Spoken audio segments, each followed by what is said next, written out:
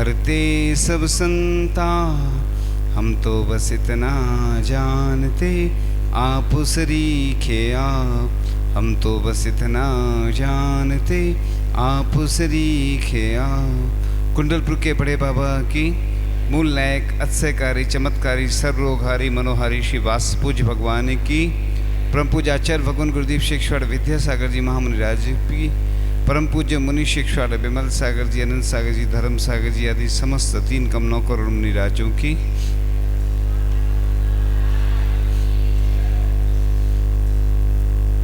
व्यक्ति विनय के माध्यम से ऊंचाइयों को छूता है। ग्रंथों में ऐसा लिखा है कि विनय ही मोक्ष का द्वार है। और आचार्य भगवान कहते हैं कि जो व्यक्ति विनय करता है उसके बस में बड़े बड़े आचार्य भी हो जाते हैं विनय के द्वारा। मतलब ऐसा नहीं सोचना उसका गलत अर्थ में, नहीं तो कि कोई आचार्य हैं और मुनि महाराज हैं तो बस में हो जाते का मतलब उसको मतलब पसंद करते हैं। जैसे कभी कोई साधु हैं, अपन को लगता है कि वो कठिन हैं, तो आप ये नहीं सोचो कि उनके पास जाना ही छोड़ दो। वो अगर आशीर्वाद भी नहीं देते हैं, अपन का तो काम है नमोस्तु करना। भगवान आशीर्वाद देते हैं, भगवान आशीर्वाद देते हैं? नहीं देते। लेकिन क्यों जाते नमोस्तु करने फिर? भगवान जब आशीर्वाद नहीं देते और हम लोग जैसे कभी पाठ कर रहे हों, सामयिक कर रहे हों, तो आशीर्वाद कैसे देंगे? हम स्वयं जब भगवान की स्तुति कर रहे हैं, कोई नमोस्तु बोलेगा तो हम आशीर्वाद नहीं देंगे। हम मुस्कुरा दिया, इतना आशीर्वाद। मूलाचार का स्वाध्याय चल रहा था तो आचार्य श्री ने यही कहा था, समाचार विधि आई जब, तो समाचार में यही आया था कि कोई नमोस्तु बोलता है तो क्या बोलना, अपन ने मुस्कुरा दिया तो ये भी आशीर्वाद का ही रूप है। और कई बार हाथ उठा देते हैं, छोटे बच्चे रहते हैं या जो कमाते जाते हैं ना, तो वो जब तक देख लेते हैं, जब तक हाथ नहीं उठाओगे ना, तो कई बार हम लोग कुछ पढ़ रहे हैं, स्वाध्याय कर रहे हैं तो ऐसे उठा देते हैं, मतलब जबकि स्तुति चल रही है हमारी, हम या प्रतिकरण कर रहे हैं, स्तुति पढ़ रहे हैं, स्वाध्याय आदि कर रहे हैं, तो उस समय आशीर्वाद नहीं देते हैं। तो मुस्कुरा कर देख लिया तो ये भी आचार्य श्री ने कहा था कि आशीर्वाद का ही एक रूप है।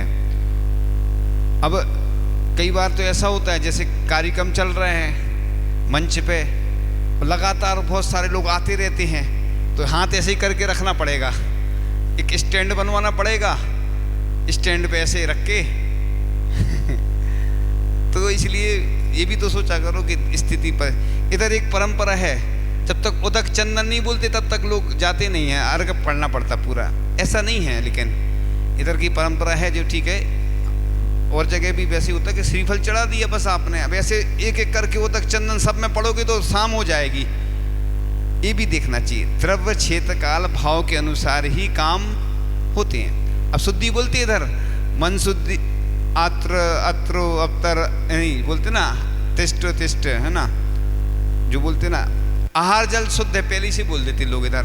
ये नहीं बोलना चाहिए, आहार जल शुद्ध तो चोखे में बोला जाता है, यहाँ थोड़ी पहले से बोला जाता। वो शुरू से परंपरा जैसी चल रही है, जबकि चोखे में जो बोलना चाहिए वो नहीं बोलते। हे स्वामी मुद्रा छोड़ अंजलि बांध आहार ग्रहण कीजिए, तो उधर नहीं बोलते। वो जो उधर बोलना चाहिए वो उधर नहीं बोलते, इधर जो नहीं बोलना वो एक्स्ट्रा बोल जाते। आहार जल तो चोखे में बोला जाता है, यहाँ तो सिर्फ पड़गाहन हो रहा है ना, तो पड़गाहन का ही बोला जाता है सिर्फ। मन शुद्धि, वचन शुद्धि, काय शुद्धि, आहार जल शुद्ध है, ऐसा जब पड़गान हो जाता है उसके बाद बोला जाता है, पहले ही से बोलते आहार जल शुद्ध है। तो इधर की थोड़ी सी जो पुरानी चलती है ना परंपरा, वो चल रही है, लोगों को वही याद, और उधर भूल जाते हैं। तो ऐसा भी बोल सकते हैं, हे स्वामी मुद्रा छोड़ हैं अंजलि जोड़, या अंजलि बांध बोल सकते हैं। अंजलि मुद्रा ये कह, अंजलि ये कहलाती, अंजलि जानते ना, अंजलि ये बनती ना जो अंजलि, मुद्रा छोड़ अंजलि बांध आहार ग्रहण कीजिए। तो वो लोगों को आदत है, अब धीरे धीरे सुधार हो रहा है ना।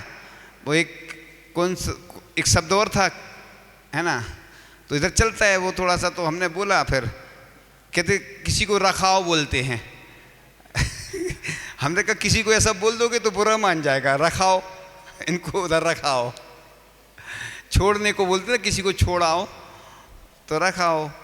ऐसे ही केकड़ुआ क्या बोलते वो, केकड़ुआ, वो शब्द थोड़े थोड़े चेंज करना पड़ेगा। हमने एक दिन सुनाया था कि एक महाराज जी के साथ हम ब्रह्मचारी थे, आहार करने गए, तो उसको बोला वो मीट डालो, मीट। अब मीट माने महाराष्ट्र में क्या होता है, हैं नमक, और अपन नमक बोलते हैं, मीट नहीं बोलते। अब मीट माने, तो महाराज जी ने अंतराय कर दिया, 2-3 बार मना किया। और उसने, उन लोग हम ही थे साथ में, बहुत पुरानी बात है, जब हमारी दीक्षा नहीं हुई थी, तो महाराज जी ने अंतराय कर दिया, 2-3 बार समझाया। तो कई शब्द ऐसे होते हैं कि शब्दों का ही तो हेर फेर होता है, वही शब्द उसका कुछ अर्थ निकलता है और अलग अलग। एक बार एक व्यक्ति था, कोई अधिकारी था, सब्जी लेने गया वो, उसने गलती से उसके मुख से निकल गया बाई, और उसकी पिटाई हो गई। उधर बाई किसको बोलते थे, अब वो जो दूसरी तरह की महिलाएं होती ना, वो कुछ शब्द बोलने लायक भी नहीं रहते ना। अब ऐसे शब्दों का देखो, उससे उसने बोला और तुरंत उसने उठा के अच्छी, उसकी बड़ा अधिकारी था, वो पिटाई कर दी। तो कई बार ऐसा हो जाता। तो इस प्रकार से अपन छोटे छोटे शब्द भी कभी कभी उनका असर गलत भी हो जाता है, कभी कभी अच्छा भी हो जाता है। तो इस प्रकार से मानव जीवन तक की सफलता के लिए आवश्यक है विनम्र होना। जिस प्रकार से छोटे वृक्ष होते ना, जब आंधी तूफान आता झुक जाते हैं, और जैसी हवा फिर से चलती तो खड़े हो जाते हैं। और जो अक्खड़ होते हैं ना, जो बड़े वृक्ष, वो क्या करते हैं, सीधे आंधी तूफान आएगा तो गिर जाते हैं, धराशाही हो जाते हैं। इसलिए अपन को कभी भी, एक जगह पढ़ा था एक नीति वाक्य कि किसी से, साधु से तुम्हारा कितना भी कुछ हो जाए, एक बार उनकी अच्छे से विनय कर लो तो वो बस में हो जाते हैं। साधु कठिन नहीं होते हैं, लोग समझते हैं कि साधु से हमारा ये हो गया, उनने बुरा मान लिया। अब कई लोग हैं नमोस्तु ही नहीं करते हैं, जाते ही नहीं हैं। तो अपन को तो भैया अपना कर्तव्य है कि अपन को प्रतिदिन दर्शन करने जाना चाहिए। लोगों के पास समय नहीं रहता इतना। कई लोग हैं मंदिर के आसपास भी रहते हैं, यहाँ की बात नहीं कर रहा हूँ मैं, तो पूरी दुनिया की कर रहा हूँ। लोग यहाँ पे लगा लेते, लोग पूरे देश की बात कर रहा हूँ मैं, जहाँ जहाँ जाता हूँ वहाँ की कह रहा हूँ मैं, किसी व्यक्तिगत नहीं कर रहा हूँ। आसपास भी रहते हैं, उनको समय नहीं रहता। हम लोग निकलते हैं तो दिखता तो है ही कि ये व्यक्ति आता ही नहीं कभी, ये कमाता है इसलिए कम आता है, कमाता है कमाता है इसलिए समय नहीं है बेचारे के पास। वो ये सोचता है कि हमारे जाने से क्या होना है, हमारी पत्नी जा रही, हमारे बच्चे जा रहे हैं। ऐसा नहीं है। अपन के यहाँ साधु आते हैं तो 5 मिनट तो लगता है दर्शन करने में, कितना लगता है बताओ। कहीं भी ज़्यादा भी साधु हैं तो अपन को आके विनम्रता से अच्छे से बैठकर, हम बच्चों को सिखाते थे, बच्चों को सिखाते हैं कि क्या बोलना, हे मुनिराज आपके चरणों में मेरा अनंत बार नमोस्तु, है ना। और जब जाते हैं जैसे, तो एक सुनाते थे हम पंक्ति, चंदन की 2 कोठरी मोती जड़े किबाड़, मुनिवर जी हम घर चले बंधन बारंबार। दरवाजे रहते ना, जो दरवाजे, ये दरवाजे कहला लकड़ी के, चंदन की 2 कोठरी, कोठरी माने हाँ, मोती जड़े किवाड़, किवाड़ इनको बोलते हैं ना दरवाजे को। और मुनिवर जी हम घर चले बंधन 12। ये पंक्ति हमारी नहीं है, दूसरे की है, हम बच्चों को सिखाते जहाँ पे जाते। एक बार तो पनागर में आचार्य श्री बैठे हुए थे, शाम को बच्चे गए, ने कहा आचार्य श्री नमोस्तु बोला विशेष तरीके से। आचार्य श्री बोले किसने सिखाया? उनने नाम ले दिया हमारा। हमने उन बच्चों से बोला तुमने हमारा नाम क्यों ले लिया? खैर गलत बात तो थी नहीं। तो आचार्य श्री भी कई बार सब पता लगा लेते हैं, कौन ने क्या बोला, क्या कहा, कहाँ से लोग पहुँच जाते हैं। तो आहार में भी कई बार ऐसा हो जाता है कि कोई महाराज जी के आहार हुए, वो आचार्य जी के दर्शन करने गए और आचार्य जी पता लगा लेते हैं, कई बार पूछ लिया क्या लिया था, कैसा लिया, धीरे धीरे। तो आचार्यों के बहुत गुण होते हैं कि वो किस तरीके से पता लगाना है लगा लेते हैं। इसलिए कई बार आचार्य जी ने बोल दिया आहार में ये लेना है तो वो ही लेना पड़ता। थोड़ा बहुत 19-20 ले लिया तो स्वास्थ्य बिगड़ गया तो आचार्य जी को पता लग जाता है, तो वो यही तो गड़बड़ करते हो। एक बार हमने या कोई महाराज जी ने एक बार आचार्य जी से कहा कि आचार्य जी उपवास चाहिए। तो आचार्य जी को एकदम से ध्यान आ जाता है, कितने आहार हो गए, 2 या 3 ऐसा बोल दिया। यही तो गड़बड़ है, 4 आहार करना फिर उपवास करना। संघ में सिस्टम चलता था, आचार्य जी ऐसे बोलते थे पहले 4 आहार करो। किसी किसी को 1 आहार 1 उपवास भी दे देते हैं, जिनके 4 शुद्धि आदि के चल रहे हैं, वो अलग बात है गुरु महाराज। और गुरु महाराज बोलते थे आचार्य महाराज कि तुम्हारी 2 उपवास की क्षमता है तो 1 उपवास करो। एक बार हम चंद्रगिरी में गए, आचार्य जी से बोला आचार्य जी हमारी भावना है 1 आहार 1 उपवास करने की। बोले चलो उठो। तो आचार्य महाराज सबकी क्षमता, स्थिति, परिस्थिति सब देख के ही उपवास के लिए बोलते हैं। तो इसलिए जम सकई तम की रही, जितनी शक्ति है वो करें, जो नहीं कर सकते उसकी भावना करें। कोई आता है हमारे पास, महाराज जी परिवेषण में भावना है 1 आहार 1 उपवास करने की, इतने या 10 उपवास करने की है, तो हम बोलते हैं कि 1-1 करके बढ़ाना, क्योंकि मौसम भी देखना पड़ता है स्थिति पर, और बाद में विकल्प आए बहुत ज़्यादा तो वो अच्छा नहीं। इसलिए विनम्रता की बात चल रही थी कि विनय ही मोक्ष का द्वार है। तो इसलिए विनम्रता को ग्लिसरीन की तरह अपनाइए ताकि फटे हुए संबंधों की त्वचा फिर से स्वस्थ, सुंदर और सुकोमल हो सके। तो इस प्रकार से आकाश का भूषण, अलंकरण, सजावट, आभूषण सूर्य है, कमल वन का भूषण भ्रमर यानी भौरा है, और वाणी का भूषण सत्य है, वैभव का भूषण दान है, और मन का भूषण मित्रता है, सज्जन का भूषण उसका सुभाषित वचन है। इसी तरह सब गुणों का भूषण विनय है। विद्वत्ता अगर विनम्रता से आवद्ध ना हो तो वह अहंकार पैदा करती। एक बार हमने उदाहरण सुनाया था ना पूज्य ज्ञान सागर जी महाराज का, कि चतुर्दशी का दिन था और चतुर्दशी के दिन पूज्य ज्ञान सागर जी महाराज पूज्य विद्यासागर जी महाराज के पास जाते हैं और अपने दोषों की आलोचना करते हैं और प्रतिक्रमण आदि करके निवेदन करते हैं कि मुझे प्रायश्चित दीजिए।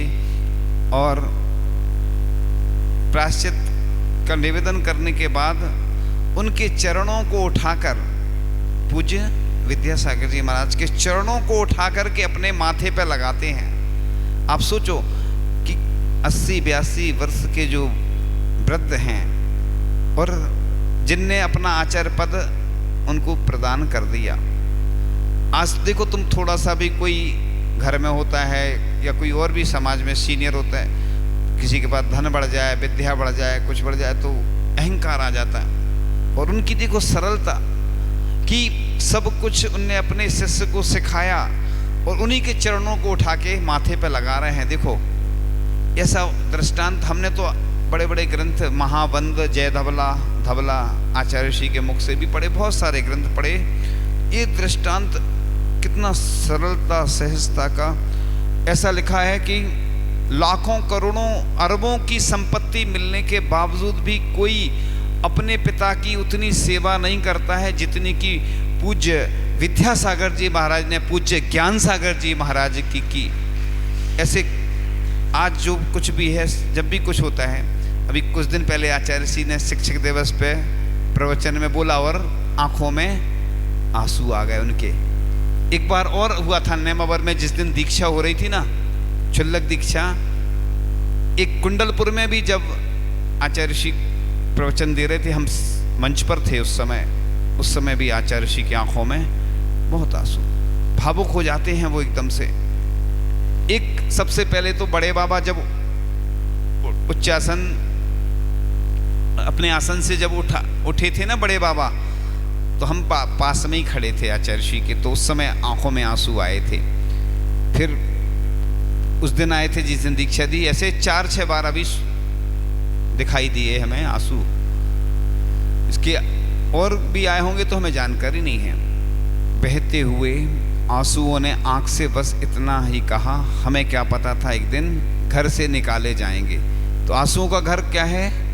आंखें हैं। तो इस प्रकार से सरल आत्मा में विशुद्धि होती है और विशुद्ध आत्मा में धर्म ठहरता है। जो विनीत होता है वह प्रियवादी हितकारी होने के साथ साथ सबसे मैत्री भाव रखता है और वही शिक्षा का अधिकारी होता है। इसलिए जब रामचंद्र जी ने कहा लक्ष्मण जी से कि रावण अंतिम समय है उसका, उससे कुछ ज्ञान ले लो, तो रामचंद्र जी ने जब कहा तो लक्ष्मण जी जाते हैं रावण के पास, सैया पर लेटा है वो, सिर के पास बैठ जाते हैं लक्ष्मण जी।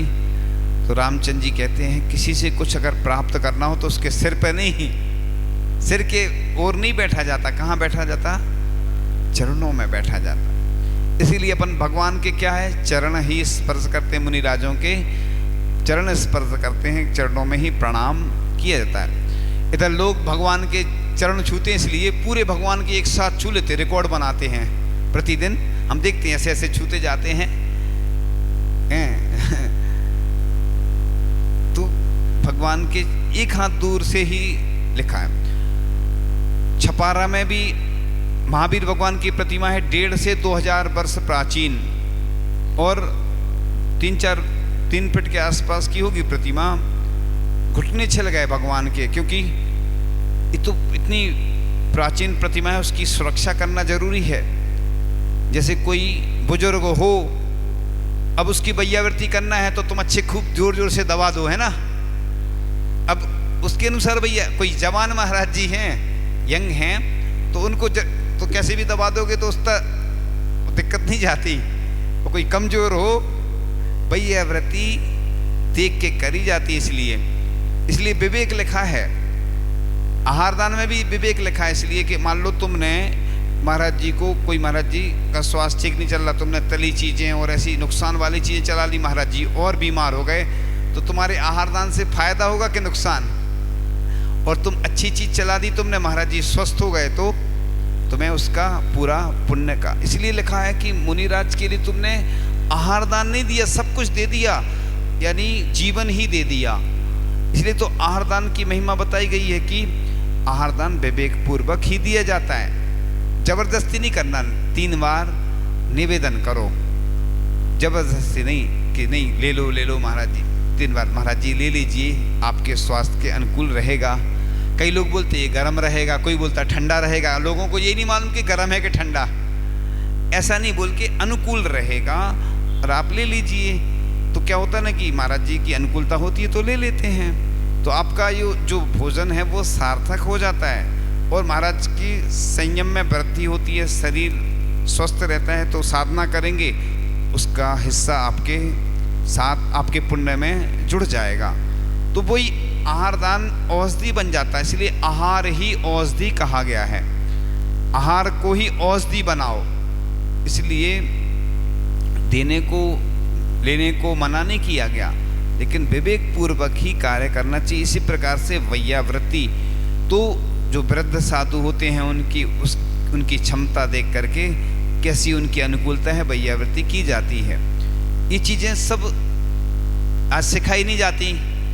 हम भी संघ में जब गए तो थर्मामीटर में बुखार कैसे देखना सीखा, और ठंडी गर्म पट्टी क्या होती वो सीखा, अमृत धारा क्या कहलाती वो सीखा। बहुत सारी चीज़ें आचार्य श्री के द्वारा और मुनिराजों के द्वारा, श्राव जो भी ब्रह्मचारी भैया ब्रह्मचारी आदि हैं उनके द्वारा सीखने को मिला।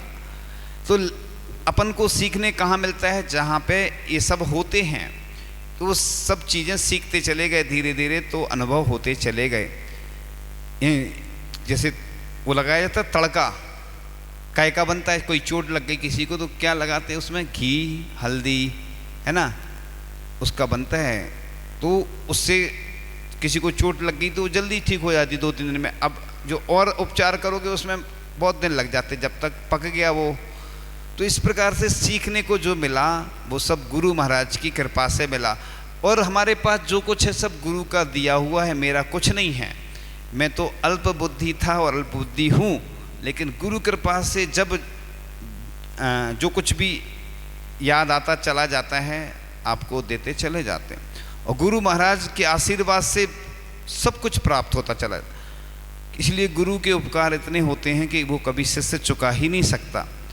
गुरु महाराज आशीर्वाद देते हैं तो बड़े से बड़े काम होते चले जाते हैं, और गुरु महाराज आशीर्वाद नहीं देते हैं तो छोटा काम भी नहीं हो पाता है। इसलिए तो अपन लोग कोई भी काम करते हैं तो आशीर्वाद लेने जाते हैं ना, कि आचार्य भगवान का आशीर्वाद मिल जाए। हम लोग भी मंगाते हैं आशीर्वाद। क्यों मंगाते हैं बताओ? इसलिए मंगाते हैं कि आचार्य श्री का आशीर्वाद आ गया तो फिर डरने की बात नहीं होती है।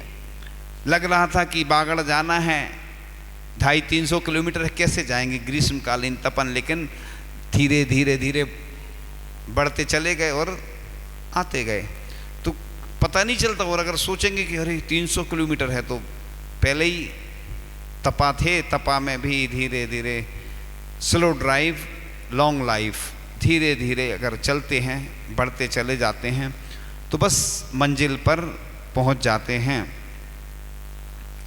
तो इस प्रकार से प्रतिभाशाली जो लोग होते हैं, लोग भी विनम्रता और शिष्टाचार की कमी के कारण सफलता प्राप्त नहीं कर पाते हैं। आज ये चीज़ें सब गौण होती जा रही हैं। पहले के लोग चरण छुआ करते थे, फिर घुटने छूने लगे, ऐसा नहीं आगे गला पकड़ने लगे क्यों? धीरे धीरे प्रमोशन हो रहा ना, धीरे धीरे, क्योंकि अब झुकना नहीं पड़ता ज़्यादा, तो बस पहले चरण छूते, अब घुटने छूते। हम देखते ना ऐसे करते ना लोग, और फिर हाँ नहीं ऐसा होता है जी, कह रहे धीरे धीरे। अब कि जैसे कोई बीमार है, किसी ने कहा गले में दर्द है, तो उन्होंने कहा दवा दें। कि क्या बोल रहे हैं? दवा दें मतलब मेडिसिन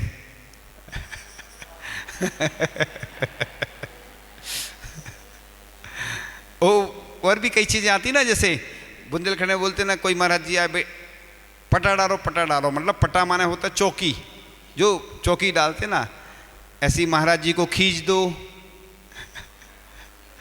खींच खींच खींच जानते ना, हाँ, महाराज जी को खींच दो।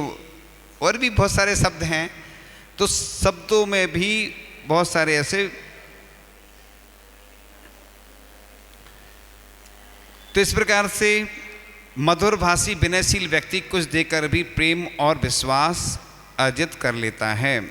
इस प्रकार से विनम्रता कठोरता से अधिक शक्तिशाली होती है, जल चट्टान से अधिक शक्तिशाली होता है, और प्रेम बल से अधिक बलशाली होता है। इसलिए समझदार मनुष्य कठोरता और ताकत की जगह नम्रता और प्रेम का उपयोग करते हैं। तो विनम्रता बड़प्पन की पहचान है, या महानता को दर्शाती है, दूसरों को अपनी ओर आकर्षित करती है। सफलता और विनम्रता हाथ में हाथ डाले चलती है। जो व्यक्ति नम्रता के आधार पर सबसे तालमेल बनाए रख सकता है वह महान होता है। सदा नम्रता की पोशाक पहने रहिए, इससे दूसरों का प्रेम और सहयोग स्वतः ही मिलेगा। तो नम्रता और सादगी ही मनुष्य को महान बनाती है।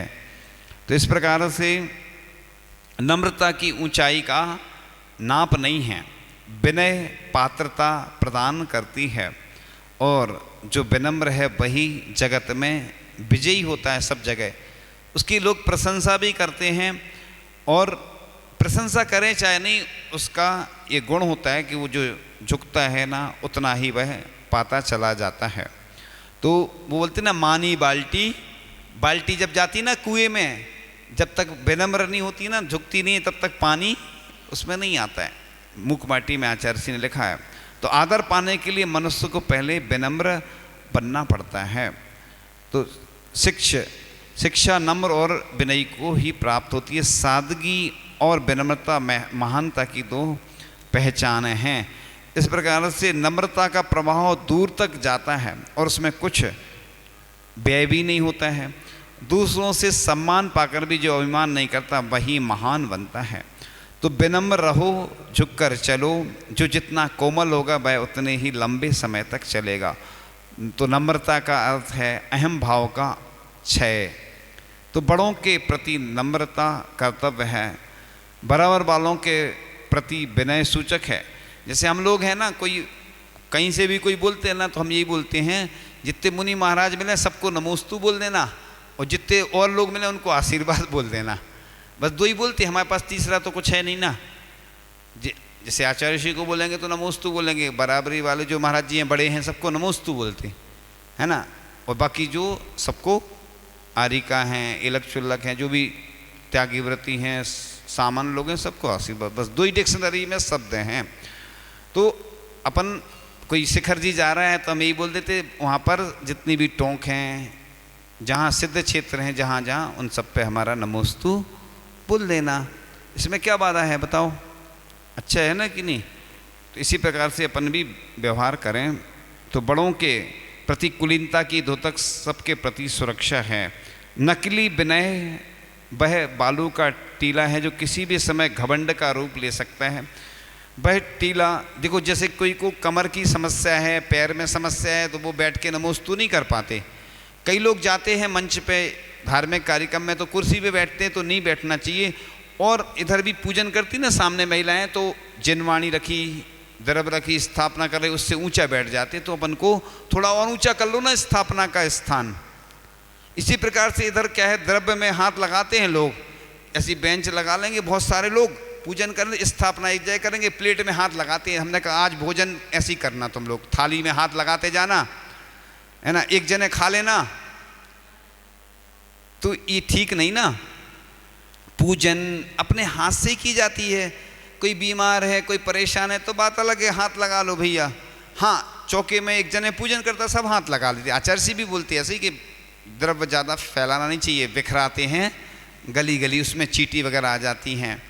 तो वो चौके में चूँकि व्यवस्था अलग चलती, लेकिन भगवान की जब पूजन कर रहे, तीन लोग के नाथ के सामने अपन जब भगवान की पूजन करो, तो बस ये सोचो कि हे भगवान, दुनिया की जितनी खदान है सबकी, क्या सबकी जो रत्न हैं आपको हम समर्पित करें। जितना सोना है दुनिया में, जितनी चांदी है, जितनी अच्छी से अच्छी धातु हैं, उन धातुओं के रत्न आदि जो है ना, वो सब आपको अर्पण करूं। ऐसी भावना करो अच्छे से अच्छा चढ़ाने का। अब ऐसे हाथ लगाएंगे तो इसमें ना भाव लगते हैं ना आनंद आता है। तो ऐसा कुछ लोग करते हैं। अब हम किसी का नाम नहीं बता रहे हैं, नहीं तो गड़बड़ हो जाता ना। आप लोग सब समझ गए होंगे, आप समझ जाते हैं और हमें बताना भी नहीं पड़ता है। तो ऐसे व्यक्तियों को समझाना चाहिए कि पूजन कैसे करना है। तो इस प्रकार से जीवन की गाड़ी में विनम्रता का ग्रीस लगाइए, गाड़ी बड़ी आसानी से चलेगी। तो इस प्रकार से आज का विषय पूर्ण होता है और अपन चलते हैं आज भजन की ओर। सब झूठे नाते रिश्ते हैं, सब झूठी प्रेम कहानी है। क्षणभंगुर जीवन है चेतन, इस जग की यही कहानी है।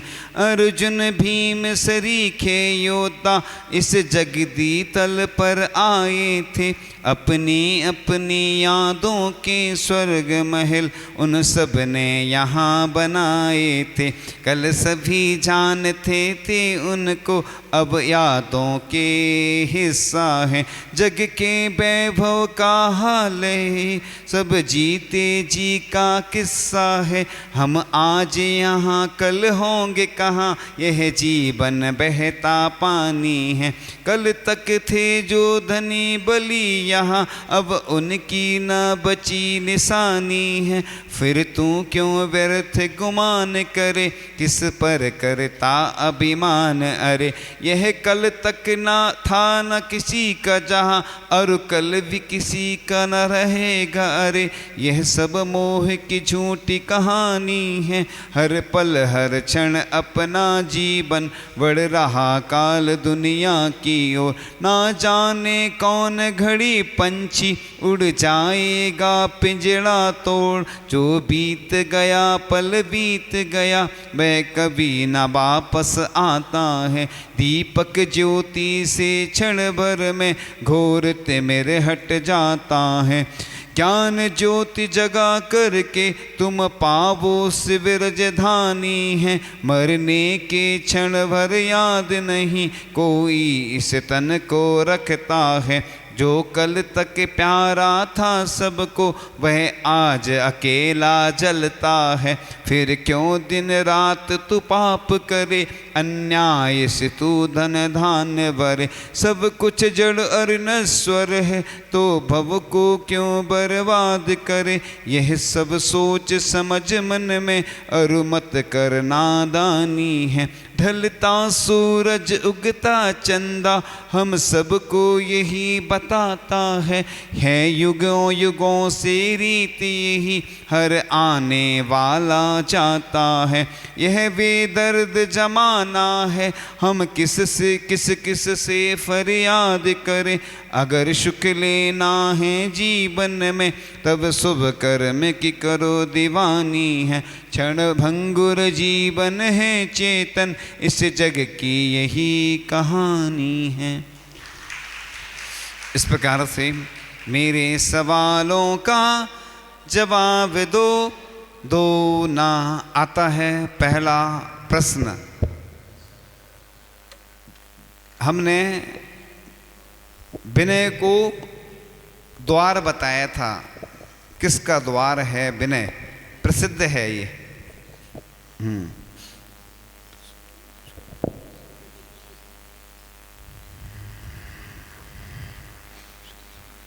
सबसे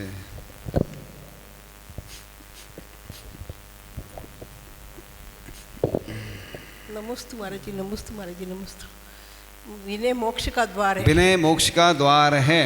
उत्तर बिल्कुल सही है। दूसरा प्रश्न आता है आपके सामने। आचार्य श्री ज्ञान सागर जी महाराज ने क्या छुए थे? किसके? हाँ सबको मालूम है। कितना सरल प्रश्न। हाँ बता दे तू, दिल्ली वाला आज जाने वाला है ना वो। किसके? विद्यासागर, आचार्य श्री विद्यासागर जी महाराज। उत्तर बिल्कुल सही है। तीसरा प्रश्न आता है आपके सामने। साधु किससे बस में हो जाते हैं?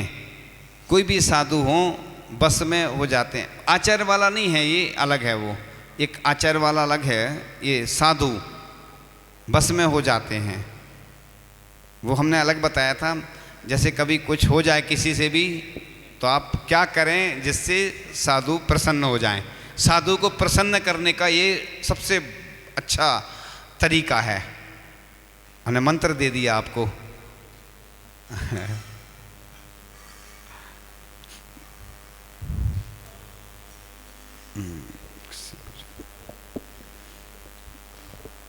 वो बीच में पीछे बैठे ना, हाथ उठा धीरे से। हाँ वही।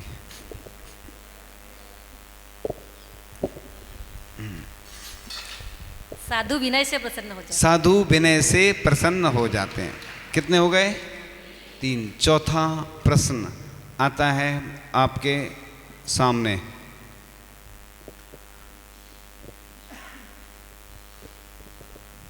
प्रतिदिन हमें क्या करना चाहिए नगर में अगर साधु रहे? वो नीले कलर वाले। हाँ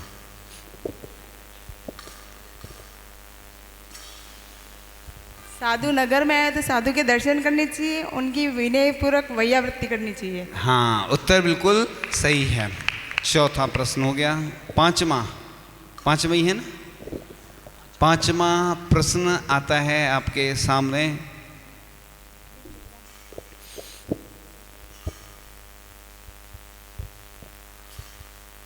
वैयावृत्ति किस प्रकार से करना चाहिए?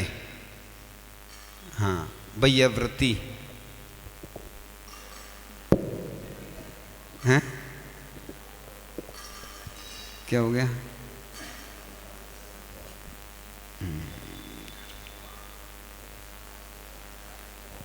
उस सबसे पीछे, हाँ पीछे, नहीं सबसे पीछे बोला ना, सबसे पीछे। साधु के अनुकूलता के अनुसार। हाँ, साधु की अनुकूलता के अनुसार वैयावृत्ति, जो कोई साधु वृद्ध हैं, कोई बीमार हैं, उस प्रकार से वैयावृत्ति करना चाहिए। उत्तर बिल्कुल सही है। वाणी स्तुति करके जाना है, जिनवाणी का प्रसाद लेके महा थोड़ा पीछे हो ना लोग।